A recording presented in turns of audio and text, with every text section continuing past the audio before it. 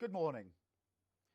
Yesterday's announcement over restrictions, and what angers people the most and frustrates me the most, is that yet again the Prime Minister waited until the 11th hour to take this decision.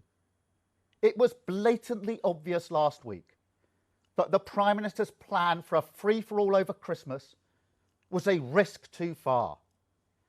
And yet, rather than listening to concerns and taking them seriously, the Prime Minister did what he always does: dismissed the challenge, ruffled his hair and made a flippant comment.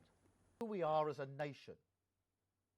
Sadly, the measures the government announced yesterday are...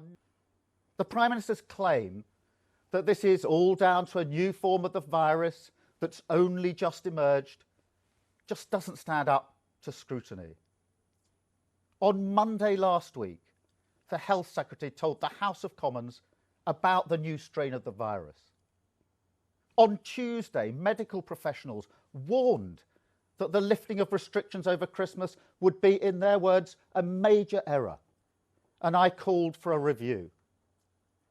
On Wednesday, I challenged the Prime Minister to toughen up the restrictions. We've known about rising infections and the NHS reaching capacity in many parts of the country for weeks. The new strain was actually first spotted back in September. The alarm bells have been ringing for weeks, but the Prime Minister chose to ignore them.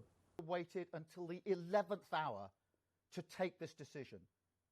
It was blatantly obvious last week that the Prime Minister's... We have a Prime Minister who is so scared of being unpopular that he is incapable of taking tough decisions until it's too late.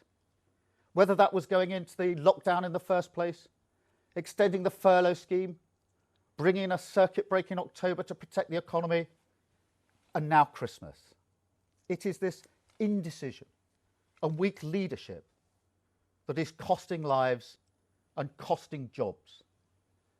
As a result, the United Kingdom ends 2020 with one of the highest death tolls in Europe, the deepest recession in any major economy, with the virus once again out of control, and with Christmas cancelled for millions.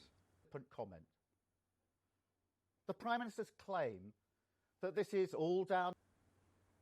My message to the Prime Minister is simple. We can't go on like this. We can't start next year as we've ended this year. Our country needs you to show political leadership. There can be no more dither, no more delay, no more fearing bad headlines, no more wishful thinking, no more empty promises. Prime Minister, you need to get the virus back under control. But it's very important that the Prime Minister does apologise to people for his handling of this episode of the...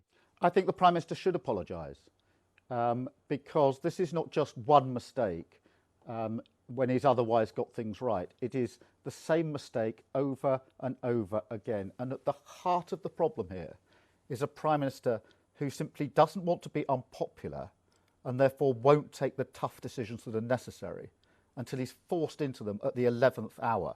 And people can see that pattern, and we can't go on like that. We can't go into 2021 with that same pattern of behaviour. So I think that it's very important that the Prime Minister does apologise to people for his handling of this episode of the pandemic. Thank you very much. Thank you. Thank you, everybody.